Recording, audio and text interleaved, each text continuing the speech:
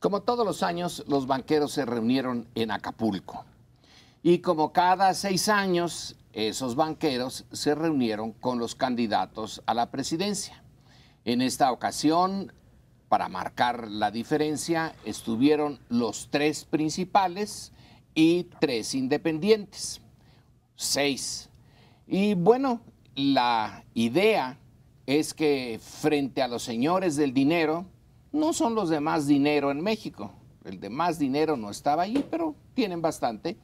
Entonces, este grupo de élite, pues hace sus preguntas a los candidatos y hay un aplausómetro. Le aplauden a unos más y a otros menos. Le aplaudieron más, obviamente, a Mid, pues es al que conocen, es el que ha estado entre ellos durante mucho tiempo. Pero en fin, es un momento importante porque es quien va a tener el poder presidencial y quienes ya tienen una parte sustantiva del poder económico, un cara a cara. Ese es el tema en esta primera parte del programa. Dices, Lorenzo, y creo que dices bien lo que se desprende de las crónicas, incluso los que tuvimos la paciencia de ver los videos de las presentaciones de los candidatos, que el aplausómetro se lo llevó Mid y que es natural, digamos, era obvio, nadie esperaba otra cosa, pero la nota y la agenda la volvió a fijar Andrés Manuel López Obrador. Son dos cosas muy distintas. Lo primero ya lo sabíamos y lo segundo no tanto. No lo sabíamos quién iba a dar la nota. Y la nota la da Andrés Manuel López Obrador, desde mi punto de vista, por buenas y malas razones. Las buenas razones, curiosamente, se las daría yo a López Obrador, más en otra reunión con empresarios que también tuvo, que eran los de tiendas autodepartamentales, en donde fue mucho más a fondo en sus propuestas.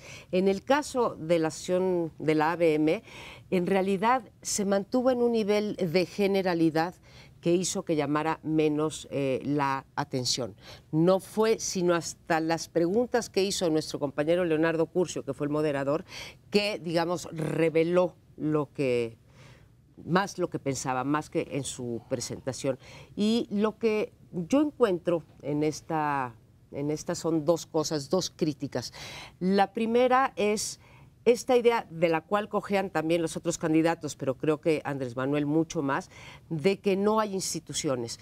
Nos presentan yo voy a hacer tal, voy a acabar con la corrupción, voy a hacer una Policía Nacional o una Guardia Nacional, en fin, todo lo que voy a reaparecer la Secretaría de Seguridad Pública, no voy a quitar los contratos, como si eso dependiera del Ejecutivo. O sea, creo que pasamos del hiperpresidencialismo en la práctica, que se ha ido acotando, a un hiperpresidencialismo discursivo. Los candidatos nos dicen yo puedo hacer, como si realmente no hubiera ni órganos autónomos, ni Banco de México, ni Suprema Corte de Justicia, ni Congreso. Y eso a mí me pone nerviosa. El segundo punto es que él abre diciendo, y no puedo sino coincidir con él, que hay que acabar con la corrupción y los privilegios. Y sí nos habla de la corrupción, pero cuando menos en ese foro no nos dijo qué privilegios iba a borrar de nuestro, digamos, panorama socioeconómico, en particular las enormes ganancias que tiene el sector bancario. Entonces, ¿de qué privilegios? Nada más los salarios de la clase política. No hay otros privilegios, como decías tú, de la élite económica. Esos dos puntos son los que me gustaría llamar la atención. A mí me gustaría llamar la atención al significado de esta convención de banqueros y a los invitados que tiene. En este caso, pues es muy clara que en plena sesión intermedia, como le llaman a esta parte de la campaña o intercampaña, se invitará a los candidatos presidenciales. Ya los dijo Lorenzo, tanto a los independientes que están presuntamente registrados, todavía no es seguro que estén registrados, pero a los otros que ya tienen la fuerza muy clara de las 3 coaliciones, la que encabeza Morena, la que encabeza el PRI y la que encabeza el PAN. Bien, yo creo que a quien se están dirigiendo, y eso es como lo leemos muchos, no sé si todos, desde luego, es no por lo que tienen, sino por lo que manejan los banqueros. Y están manejando los ahorros de medio mundo, desde los que tienen poco hasta los que tienen mucho. Y les están dirigiendo sus mensajes, los candidatos presidenciales, para decir qué seguridades están dando, no solo a los banqueros que no van a ser nacionalizados, eso está claro que ya no, pero en el caso de López Obrador sí es muy importante que diga, no, yo no voy a hacer nacionalización de la banca, ¿no? Que lo dijo. Y dijo otras cosas que para algunos contravienen las posiciones que había tenido en ocasiones anteriores, aún dentro de esta pre-campaña y desde luego en las 2 veces anteriores, en 2006 y en 2012, que fue candidato presidencial. Pero en fin, vemos a un López Obrador que dice que se muestra muy cambiado respecto de lo que captamos muchas personas. Y algunos lo llaman traidor a sus propias tesis, algunos lo llaman una gente que se ha inclinado por la prudencia para no despertar temores, para quitar los temores de enfrente, y se los está diciendo no solo a los banqueros, sino a los ahorradores, a los que tienen cuentas de banco, que son millones de gentes, para darles una cierta seguridad. Este es un poco, creo yo, una lectura que tenemos algunos, ¿no? Yo retomo lo que dices, Amparo, tu preocupación de que hablan como si el presidente pudiera hacer todo. No, ya ha habido cambios institucionales, la presidencia ya no es la de antes, ya hay equilibrios, un poco más de lo que había antes, pero al mismo tiempo, si el Ejecutivo no impulsa ciertas cosas, de todas maneras no se van a dar. Es decir, Foxy decía, el presidente propone y el Congreso dispone. Y bajo esa lógica decimos, bueno, sí podemos pedirles que nos digan qué harían ellos desde el punto de vista de las propuestas, desde el punto de vista de tratar de impulsar ciertas políticas, y ya después, dentro del entramado institucional, se verá si el Congreso los aprueba o no, si tienen las mayorías, si en algunos casos son otras instituciones las que también tienen que... Pero si el Ejecutivo no impulsa mucho de eso que dicen, pues no avanza, ¿no? Correcto. No garantiza el hecho de que lo quieran quitar. Pero, por ejemplo, en el debate que se dio también ahí en Acapulco, de las posiciones entre el de Anaya insiste, porque ya es su bandera ahora de su discurso, de que va a llamar a cuentas a quien haga falta, ¿no?, del gobierno actual. No dice los voy a perseguir, no dice va a ser venganza, no dice va a ser un uso vindicativo de la justicia por motivos personales, sino decir vamos a investigar. Y si encontramos corrupción, entonces se procede. Y también ahí dicen, oye, no depende del Ejecutivo, depende del fiscal, que para entonces a lo mejor ya tiene autonomía. Sí, pero realmente los pocos casos que ha habido de rendición de cuentas en México no se hubieran podido dar sin la voluntad del Ejecutivo, hoy por hoy. Ojalá que avance la trama institucional. O sea, podemos recordar varios, La Quina, Raúl Salinas. Si el Ejecutivo no hubiera impulsado esos casos, yo creo que simplemente no se daban. Ojalá que las instituciones avancen al grado en el cual no dependa, porque eso puede ayudar más al país en rendición de cuentas. Si estamos esperando nada más a lo que le conviene políticamente al Ejecutivo o sus venganzas personales, pues entonces nos vamos a quedar como hasta ahora. Ojalá que avance la institucionalización a tal grado en el cual de verdad no dependa del Ejecutivo. Yo quiero poner el énfasis en una advertencia de Andrés Manuel. Él dijo que si hay un fraude, entonces se soltó al tigre y que él esta vez no va a ser la persona que vaya a detener a ese tigre, que él o va al Palacio Nacional, que no dijo Los Pinos, Palacio Nacional, o se va a Palenque. Pero si hay fraude, dice, me voy a Palenque. ¿A qué se refería? Se refería a que en el 2006... él lo ve así y muchos lo vemos así, canaliza la frustración de todos aquellos que consideraron que ahí había habido una elección sucia, si no es que francamente fraudulenta, la canalizó en la toma de la Avenida Reforma. Qué bueno, hizo que todo el mundo criticara que aquello era como haber incendiado Roma o algo por el estilo. Pero lo ha insistido. No se murió nadie, no se rompió ni un vidrio y ahí se fue la presión. Si hoy hay un fraude o la sospecha de un fraude o no se hacen las cosas de tal manera que se sospeche, se piense que hay un fraude, él dice, el tigre está suelto. ¿De dónde viene esa frase?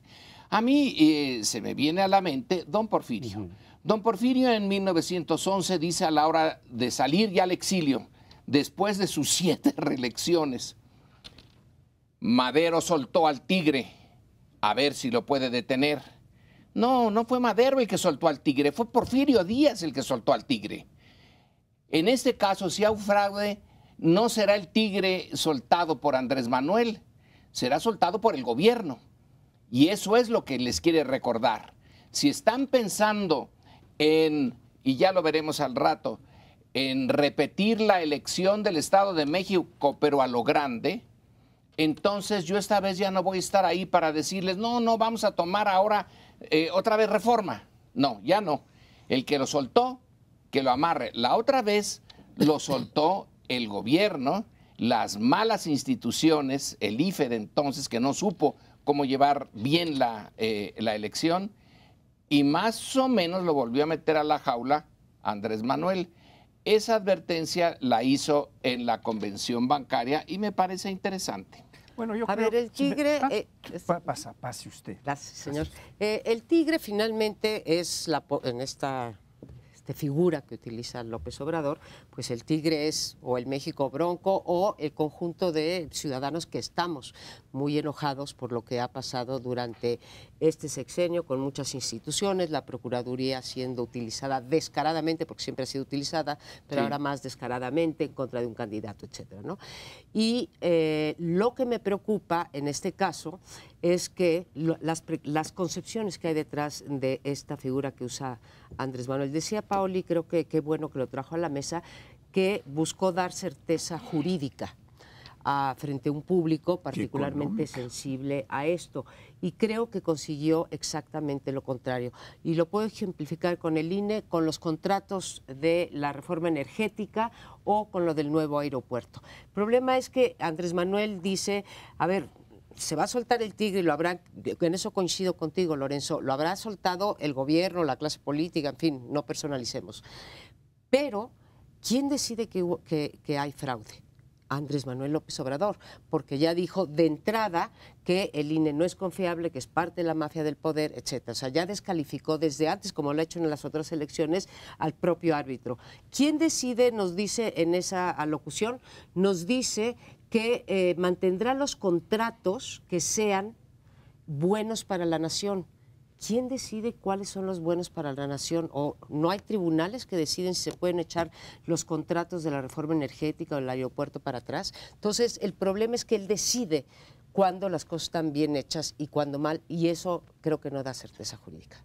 Bueno, yo creo que hay 2 cosas que vale la pena apuntar con claridad. Una es que López Obrador lo que dijo es que tiene 2 posibilidades de irse a la región de Palenque de Chiapas, ¿no? No sí. Dijo lo que dijo otras ocasiones. En eso también está su prudencia, ¿no? Me voy a Palenque o porque hay elecciones limpias, legalmente probadas como correctas, o porque hay fraude. Y entonces, en las elecciones limpias me voy si pierdo. Claro, me voy si pierdo, claro, porque hay elecciones limpias y no gano. Entonces, pues no se va al Palacio Nacional, sino a esta región Palenque de Chiapas, ¿no? Sí, es una región bastante concurrida, por cierto, nos mandan a cada rato a muchos. Pero yo quería decir otra cosa. Bueno, pero no, te quito el tiempo, José Antonio. El comentario que yo hago es, muchos lo han tomado como una amenaza de López Obrador. Yo no lo tomo así, yo más bien lo interpreto como lo dijiste, Lorenzo, pero sí creo que efectivamente, porque ese escenario donde el PRI gane, como en el Estado de México, algo que Mid creo que inadecuadamente ha dicho, vamos a ganar como el Estado de México, porque más allá del debate sobre si hubo o no hubo, la percepción de que ahí el PRI no ganó bien fue enorme, 70% dice el PRI no ganó bien, y el hecho de que se imponga sin credibilidad, sí genera una tensión muy fuerte que quién sabe por dónde se vaya a salir. Bueno, nos vamos a un corte, espérenos un momentito y volvemos. En México y en el mundo, en toda competencia electoral, sobre todo en las primeras etapas de la competencia, pues los partidos buscan posicionarse y no reparan en criticar a los otros, diferenciarse, incluso, ¿sí?, en hacer calumnias con respecto a los otros candidatos. Eso ocurre todo el tiempo y ha ocurrido también desde que aquí hay democracia electoral, ha ocurrido en el caso de México. Pero sí hay una distinción en esta, todavía no estamos campaña, aunque usted no lo crea, pero hay una distinción en esta primera etapa del proceso electoral 2018 y es el comportamiento de los dos candidatos y sus partidos o sus coaliciones, el uno respecto del otro. Ha sido tal, se han instaurado el uno al otro como adversarios, no, como enemigos, como verdaderos enemigos, e incluso desde el lado del PRI, ya se ha dicho, la idea de destruir incluso al candidato del PAN de forma tal, o del Frente, de forma tal que no pudiera registrarse. No sabemos cuál es el fin de esta historia. Lo que sí sabemos, y que por cierto José Antonio Crespo hoy explica perfectamente bien en su artículo, es que este país ha sido gobernado de una u otra manera por eso que se denomina el PRIAN, por una coalición, por una alianza estratégica, no siempre electoral, pero sí de gobierno, desde pues aproximadamente pues desde la mitad de Salinas, ¿sí?, cuando empezamos a hablar de las concertaciones en este país y se fueron de esa manera pasando reformas estructurales, legislativas, etcétera, pero siempre habían dominado estas dos fuerzas políticas en la práctica o en los números. Y pareciera que hoy, que es lo que tú me corregirás, que es lo que argumenta Crespo, parece que estamos llegando a un punto de no retorno y que ha sido tal el golpeteo sucio entre estas dos fuerzas políticas que será imposible que esta coalición o esta alianza prosiga en el tiempo. Pero esta interrogante que tú planteas, ¿habrá terminado esta coalición de gobierno en este caso? Porque no es una coalición electoral, no es una coalición parlamentaria, aunque también ahí se daba para aprobar los presupuestos, pero ahí también participaba el PRD por mucho tiempo, desde que existe.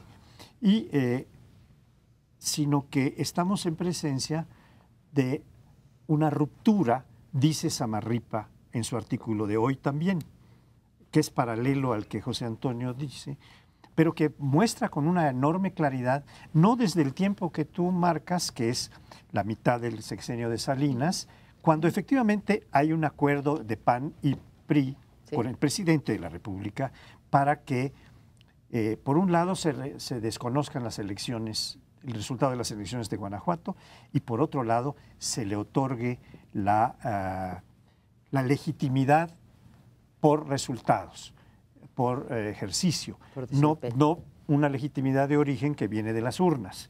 Esto viene desde la mitad del periodo de Salinas.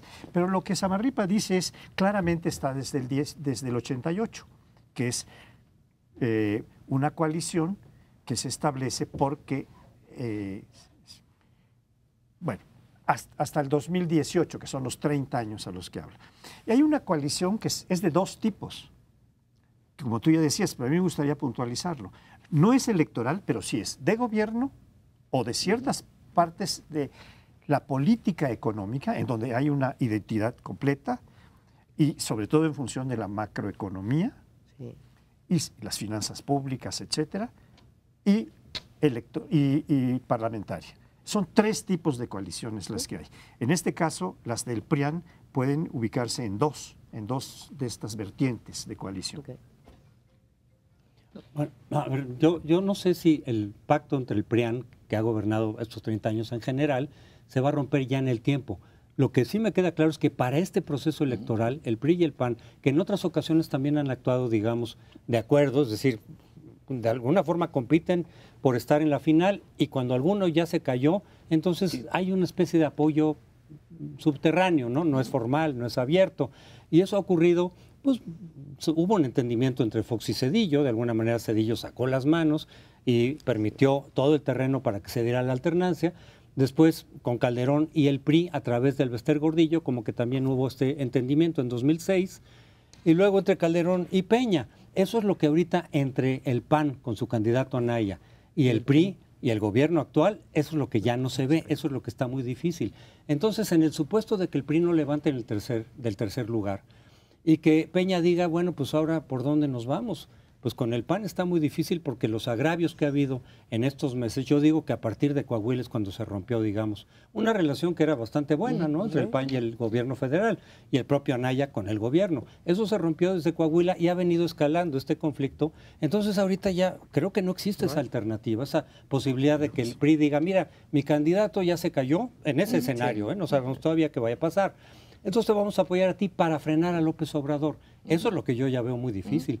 Y que incluso se contrasta lo que Anaya ha querido destacar en estos días, decir, yo sí estoy diciendo que voy en serio contra la corrupción, caiga quien caiga. Mientras que López Obrador ya desde hace tiempo ha mandado mensajes en el sentido de que a lo mejor para que lo dejen llegar, decir, yo voy a hacer borrón y cuenta nueva. Yo voy a combatir la corrupción de otra forma, no persiguiendo a los actuales. En fin, eso también está sujeto a interpretación, pero más o menos ese ha sido su discurso, repito, desde hace varios meses, no es nuevo. Y este es el contraste que ahorita está tratando de aprovechar Anaya para decir, ¿quieren rendición de cuentas en serio? Es conmigo, no con López Obrador. El PRI y el PAN nacieron enemigos, ¿no? Enemigos a fondo, enemigos jurados porque tenían visiones del mundo y de México muy diferentes. Nació esta confrontación en el cardenismo. Luego se fueron encontrando en el camino muy amigables cuando salió un enemigo de la izquierda. Entonces el PRI vio con buenos ojos al PAN, el PAN también vio con buenos ojos al PRI y ahí la fueron llevando. Ya en la lucha entre Zedillo, Diego Fernández Ceballos y Cárdenas, pues Diego casi desapareció del escenario y le dejó, de hecho, su lugar a Zedillo. Diego dice que él no desapareció porque hubiera querido, sino porque Televisa lo desapareció. Si hubiera realmente tenido ganas, se posiciona después de haber ganado en el debate. Y en el 2006, bueno, eso fue más claro que el agua. Tenían un enemigo común. En el 2012 también. Entonces ahora lo extraño es que el enemigo común ahí está, volvió a aparecer, pero estos dos están ahora como si se tratara de 1939, cuando nació el PAN, cuando había un auténtico odio hacia Cárdenas, hacia la reforma agraria, hacia el comunismo que se nos venía encima, como fue el caso en el 2006. No, el comunismo era Chávez, pero más o menos lo mismo. Entonces, tan armonioso y tan eficaz que fue esa alianza, y de repente, ¿cuál es la razón por la que están ahora dándose hasta con la cubeta? Una posibilidad, es nada más una posibilidad, es que hayan dicho los estrategas, bien, primero eliminamos al segundo lugar, lo hacemos bastante bajo, y luego nos vamos ya en la campaña contra Andrés Manuel. Así, no tenemos dos frentes a la vez, que ese fue lo que le pasó a Hitler por andar abriendo varios frentes. Primero uno, lo acabamos, lo dejamos ahí hecho una tortilla y luego vamos con el otro. Es una posibilidad. Es una posibilidad, Lorenzo, no solamente creo que mal calculada por cómo están las encuestas, sino también suicida, diría yo. Y voy a decir por qué me parece una suicida. Hasta donde yo entiendo, sí, el PRIAN y la élite económica, sí, digamos, es una cosa toda junta, ¿no? Tienen el mismo proyecto, aunque ayer o el viernes oímos a Andrés Manuel López Obrador hablar de la estabilidad macroeconómica, de no endeudarse, en fin, de no expropiar, en fin, todas estas cosas que esa parte sí daba tranquilidad. Entonces, yo entendería esa estrategia si fueran corriendo paralelamente, se criticaran, se diferenciaran, dijeran algunas cosas, pero no esta santa golpiza que se están dando, que realmente hace muy difícil una posible reconciliación. Oye, yo me puedo pelear contigo, Lorenzo, por varias cosas, pero si ya rebaso tu límite, no me vas a volver a hablar, Lorenzo. Y creo que ellos ya lo rebasaron sin reparar en consecuencias y sobre todo sin reparar en que seguramente no hay un gobierno de mayoría y que van a tener que gobernar juntos. En ese sentido le compro a José Antonio su argumento de que es para el proceso electoral. ¿Qué pase con el PAN, gane o pierda Anaya? No lo sabemos. Probablemente se junten un día en el Parlamento de nuevo. Bueno, yo quisiera decir un punto de vista que difiere un tanto de lo que sostienen María Amparo qué bueno.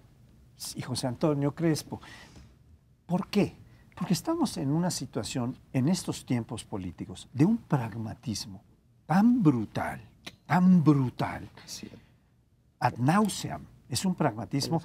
Toda acción política requiere un poco de pragmatismo. No se puede ser meramente teórico y andar por las nubes de la doctrina y de la teoría. Es cierto, pero estas proporciones que ha tomado el pragmatismo hacen ver que es muy posible que lo que ahora se ve como irreconciliable, cuando el gobierno ya está puesto en manos de uno, haya otro que diga, pues yo te voy a apoyar y vamos a seguir para compartir el asunto. Sí. El fin del PRIAN tal vez se daría si gana López Obrador, pero si gana Anaya o si gana Mid, que además todavía no ha empezado la campaña, ¿qué va a pasar? ¿Quién pasa a ocupar el segundo y quién el tercer lugar? Todavía no lo sabemos, están peleándose hasta con encuestas, ¿no? A encuestazo limpio, ¿no? Como esta que se publicó en el Heraldo. Pues es claramente un recurso de campaña. Encuestazo sucio. Es que yo me refería a Unamuno cuando dice que éramos a cristazo limpio se quería hacer la cristianización, ¿no? Fíjate que el escenario que pones es otro escenario, es decir, si logran tirar a Anaya y queda Mid en segundo lugar, entonces sí creo que se vayan con todo contra López Obrador para buscar el primer lugar. No, en el escenario que yo estoy planteando es, lo que ahorita vemos en las encuestas es, Mid no levanta del tercero y Anaya sobrevive, digamos, el embate de la PGR en segundo lugar. Ahí la pregunta es, ¿para dónde se va Peña Nieto? Porque si va a apoyar a Anaya, después de los agravios que ha habido hacia Anaya, ahí yo lo que digo es, Maquiavelo recomendaba, no te pongas en manos de alguien que has agraviado mucho porque no te va a responder. A lo mejor yo digo que a Peña Nieto le va a convenir, es una especulación, mejor permitir que López Obrador, en caso de que gane, como las encuestas se están sugiriendo, mejor no le metas demasiado ruido, porque López Obrador podría ser más creíble en términos de decir, voy a hacer borrón y cuenta nueva, de lo que Anaya está diciendo. Yo no creo que sea más creíble la promesa de Andrés Manuel López Obrador de pactar, pero desde luego las encuestas que salen hoy todas te dicen que los votos que se pierde Pepe Mid se van a Andrés Manuel López Obrador mayoritariamente. Nos vamos a un corte y regresamos en un segundo. Hemos estado teniendo desde hace ya un buen rato, algunos meses, la denuncia de muchísimos recursos federales del gobierno federal, del presupuesto, que se desvían para propósitos electorales. Una muy escandalosa o muy notable que se puso en escena esta temática es la denuncia que hace Javier Corral de que se había hecho una triangulación para entregar recursos federales a través de un fondo que se entregaba a empresas simuladas o fantasmas, como se llamaron, pero que en realidad estas lo transmitían al PRI. Entonces se detuvo al secretario general del PRI, entre otras cosas. Bueno, eso empezó la danza de los millones, que ahí parecieron pocos, 300 y pico, 100 y pico de millones, los que pudieron probar en Chihuahua. Pero ahora hay una documentación amplísima que viene de la Auditoría Superior de la Federación, de la Cámara de Diputados, depende, aunque es un organismo autónomo, técnicamente autónomo, pero que muestra en un reportaje que viene hoy firmado por un historiador económico muy prestigiado, de apellido Moreno, que hizo su licenciatura en México, pero hizo su doctorado en Historia Económica en California, que muestra cómo miles de millones de pesos se han estado, pero analizando los datos de la Auditoría Superior de la Federación. Una segunda fuente que viene, por cierto, hoy en el número de proceso donde viene esta primera, pero hay una segunda que está con las tarjetas rosa que se emplearon en el Estado de México. Y en el Estado de México, que ya se anunció por Mid como el modelo que va a seguir para ganar las elecciones, él lo dijo abiertamente, mi inspiración es lo que hicimos o como ganamos en el Estado de México, que fue terrible. Bueno, pues Hoy están repartiendo todavía dinero en plena intercampaña en el Estado de México a través de las tarjetas rosa. Y tercero, hay un libro que, por cierto, hace el prólogo Lorenzo Meyer, de Bernardo Barranco, en donde hay uno de los capítulos, lo hace Eduardo Juchim, que sabe mucho de cuestiones electorales y de financiamiento electoral, en donde se prueba o se muestra que hay muy diversas formas en las que se ha desviado recursos que son de la Federación y que pasan a ser del PRI para propósitos electorales.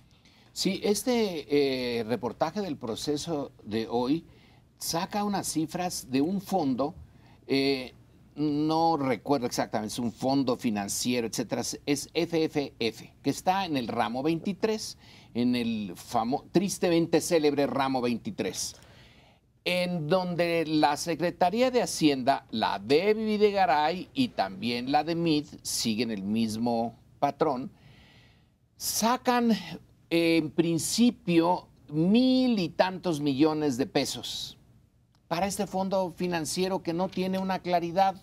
¿A dónde va? No hay a quién, por qué. Bueno, se sabe que va a los estados y listo, hay mucha discrecionalidad.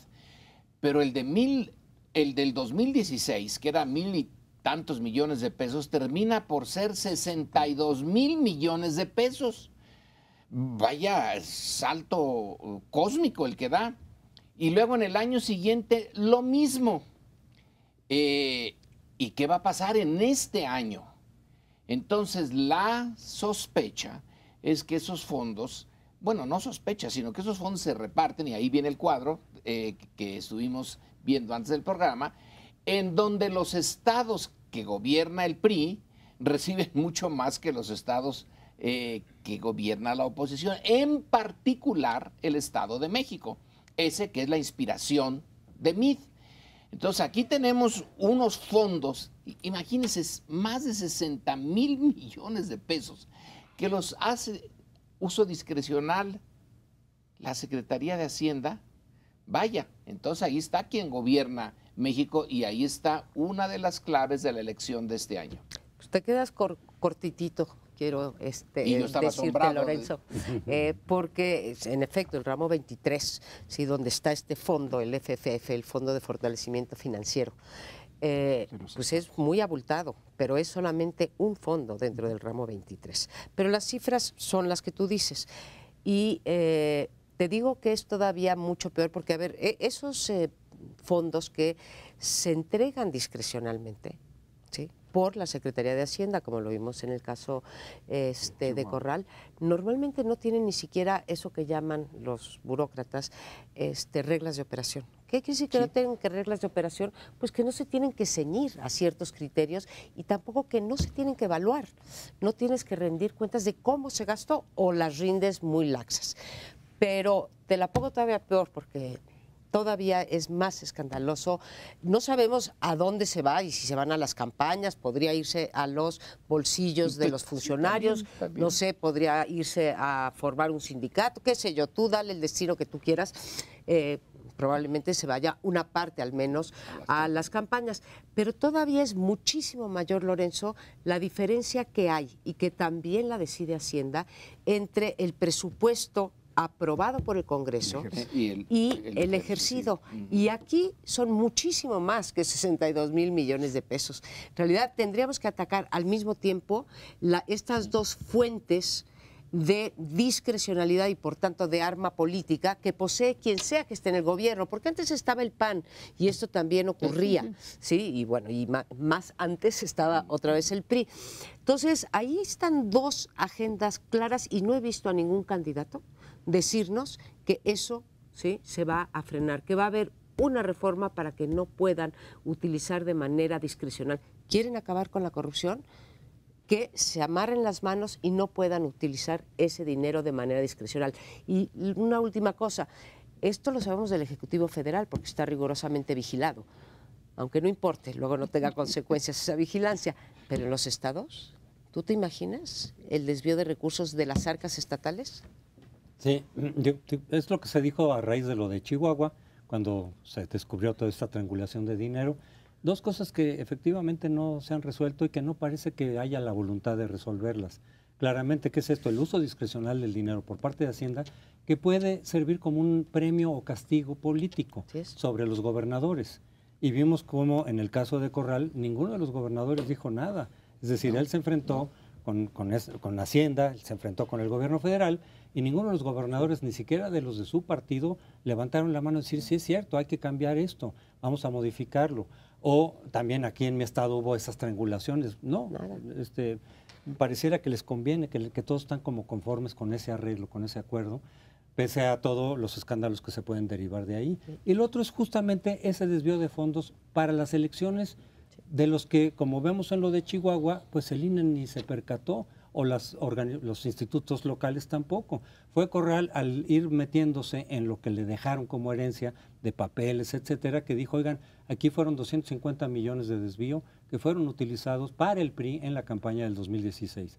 Las instituciones electorales ni cuenta se dieron de eso, porque además de Corral lo sacó un año después prácticamente de cuando se dio ese desvío de fondos. Entonces ahí hay una fuente de desvío de recursos públicos para motivos electorales en donde escapa, digamos, a la vigilancia y a la fiscalización de las autoridades electorales. Si eso no se resuelve, va a seguir habiendo eso, llegue quien llegue a la presidencia. Si no se resuelve y se acota, digamos, como lo planteas tú, Amparo, va a seguir siendo fuente de discrecionalidad, de presión política y de fondos ilícitos que van a las campañas electorales. Yo quiero destacar dos cosas. Una, que estas cifras, las más grandotas a las que ya se refería María Amparo, yo empecé con ellas, y también las apuntó muy claramente Lorenzo, se dan a partir de los informes y de las denuncias y de las que hace la Auditoría Superior de la Federación, que está ubicada en el ámbito de la Cámara de Diputados. Y allí, pues, hemos tenido un auditor que ha sido muy bravo y que ha denunciado progresivamente cada vez más. Pero ahora estamos en presencia del nombramiento del auditor, porque el anterior ya se fue y ahora hay que nombrar uno nuevo. Y resulta que la terna que se está proponiendo es una terna de puros priistas o filopriistas que están cerca de los grandes líderes del PRI aparentes, porque el gran líder del PRI pues, es el presidente de la República, pero los líderes aparentes son Emilio Gamboa, Mario Fabio Beltrones y el propio Mid, porque uno de los tres propuestos. Esa es una cosa que quería yo destacar, es decir, que no estamos en presencia de algo que puede ser, sino estamos en presencia de una previsión para que las cosas como han venido sigan siendo. Sí. Es decir, ya no se les vuelva a escapar una ficha, como decías tú en algún programa anterior, que está denunciando esta terrible corrupción. Ahora, con cualquier de estos tres que salga, ya se tiene pensado que se puede frenar el asunto. Aquí entonces estamos, es una hipótesis, una mera hipótesis. Sí, Mid está en tercer lugar, pero cuando llegue el momento de comprar el voto, ¿qué tal si sale en el primer lugar? Porque si el voto se compra entre el México más necesitado, al estilo de las tarjetas rosas, entonces ahorita estamos viendo las encuestas, y ahí en las encuestas cada quien dice lo que está pensando. Y cuando llegue ese aparato del PRI a su puerta, que los tiene por miles en todo el país, yo creo que entre el PRI y el Ejército, pues son los que más, y la Coca-Cola, son los que más conocen el país, las entrañas del país. Cuando llegue el estoque les diga, aquí está este dinero, que son estos miles de millones. A lo mejor esto de las encuestas termina por ser humo. El problema, me refiero al de fiscalización, creo que ahí está otra reforma, así como decía, hay que reformar para que quitarle la discrecionalidad a Hacienda en el reparto de recursos. La otra es hay que quitarle la fiscalización al INE. O sea, tú mismo lo estás diciendo, Corral, después de un año, más de un año, y con todo el aparato del Estado de Chihuahua, ¿sí? Logró ver esto. El INE no puede hacer eso, no debe de hacer eso y no lo va a hacer bien. Ahora nos descubrió las tarjetas de Asismex, ¿sí? A partir de un hilo, pero 6 años después. Entonces, esa es otra de las cosas que tendríamos que hacer y cerrar diciendo que, desgraciadamente, claro, aquí sí los grados cuentan, todos los partidos utilizan esto del desvío hasta donde pueden. Bueno, confirmado que es el Estado de México en sus elecciones el modelo, nos tenemos que ir para la elección presidencial, nos tenemos que ir a un siguiente bloque. Y la relación entre México y Estados Unidos pues sigue dando tumbos, sigue difícil, sigue complicada, sigue paralizada en muchos de los temas pendientes de la agenda bilateral.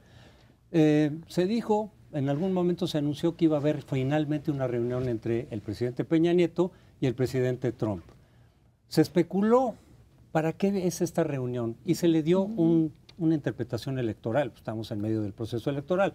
Se especulaba, varios de los analistas decían, lo que pasa es que probablemente van a buscar algo que ofrecer al público mexicano, algún anuncio acerca del Tratado de Libre Comercio o del muro, o alguna cosa que puedan sacarle al gobierno de Trump para anunciarlo y ayudar a José Antonio Meade, a elevar su campaña, sacarlo del tercer lugar precisamente. Y luego se dijo, no, ya no va a haber esta reunión con Trump.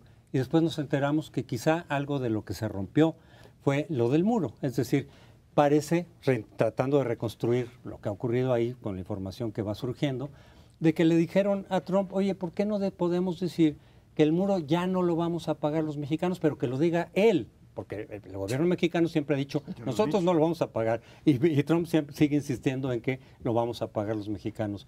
Como una especie como de negociación, decir, ¿por qué no dices que el muro, aunque ustedes lo hagan, ya no lo vamos a pagar nosotros? Pero dicho por el presidente Trump. Y eso es algo que podríamos ofrecer como resultado de la reunión. Si es que pudieran sacar algunas otras cosas del tratado, pero tampoco, el tratado está empantanado. Entonces se suspende esa reunión, porque efectivamente de haberse hecho la reunión, muchos decían, si van a reunirse otra vez con Trump, después de la experiencia que tuvimos hace 2 años, y no ofreces nada de resultado, pues va a ser peor, va a ser contraproducente. Y ahora también se ha criticado la reunión que hubo, digamos, con el yerno de Trump, porque ha perdido influencia, porque ya no tiene el peso que tenía cuando inició el gobierno de Trump. Y entonces muchos se preguntan, ¿y entonces fue para qué?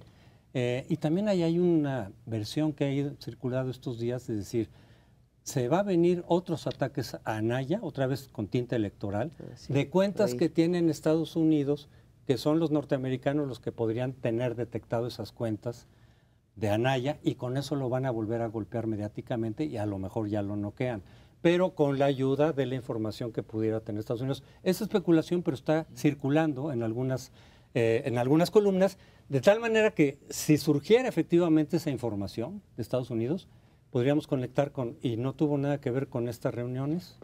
Yo creo que esto que planteabas, José Antonio, de que se esperaba que esta reunión podría darle un aliento fuerte a Meade, pues es un asunto que se viene pensando desde que Videgaray trajo por primera vez a Trump, en plena campaña de Trump, a México. Eso es una cosa insólita, que se traiga a un candidato a un país distinto para tratar de que les dé un empujón a sus posiciones, al PRI, específicamente al PRI gobierno actual, ¿no? Pero lo que pasó es que ahora se ha revelado ya puntualmente que esta conversación se filtró, y cuando Peña Nieto le dice a Trump, ¿por qué no declaran ustedes que no vamos a pagar eso? Le contestó, ¿Are you crazy? ¿Está usted loco? Es decir, lo que vino es un boomerang que no solo, porque un loco que gobierna tan mal, antes era un buen muchacho, ahora le llamó loco, fuera de sus cabales. Entonces es un golpe para todo el sistema que encabeza el presidente de la República. Es decir, lo que estaban buscando, van 2 veces que lo pierden, tropiezan con la misma piedra, que es Trump, que no es una piedra, es una roca tarpeya, es una roca gigantesca. Sí, esa frase de que está usted loco, Trump luego, al principio medio se filtró, pero luego no. Trump, en una reunión que acaba de tener con la base que lo sostiene, dijo, yo le respondí al presidente de México, ¿estás loco? Entonces ya, urbe et orbi, se acepta como un hecho. Vámonos rápidamente al principio. ¿Por qué cuando se decidió el Tratado de Libre Comercio no hubo un mínimo de idea de que esto podía pasar? ¿Quién en su sano juicio puede estar seguro de que cuando tú haces el Tratado de Libre Comercio y te metes, haces depender a todo el país y a todo su futuro económico de eso, con la gran potencia, una gran potencia que solo le interesa, pues obviamente ellos, y cuando ahora necesitan a México para golpearlo y sacar raja electoral, bueno, eso nadie sabía que Trump iba a ser presidente, pero todo el mundo sabía del peligro enorme que tiene un país tan débil como México frente a una potencia tan grande cuando se entrega. Ahí la frase de Mill se puede decir a Salinas, hazme tuyo, le dijo a los Estados Unidos, y bueno, lo hizo, pero ahora le dice, pues fíjate que ya no, y entonces la élite mexicana está con el Jesús en la boca porque no saben qué hacer, pero eso, claro, decir, bueno, eso lo dijimos en su momento, claro, pues con Salinas que ni nos veía ni nos oía, pero ese es un problema que realmente es un problema histórico. No puede un país débil confiar en una gran potencia en esas medidas tan grandes. Confiaron, creyeron que habían salvado el escollo de la crisis de 1982 y el neoliberalismo y todo. Y pácatelas, que nos viene ahora. Esto no ha habido una respuesta, no sabemos qué hacer. Y digo, no sabemos porque yo no sé, yo no he visto una salida. Esto se lo van a heredar al gobierno que viene.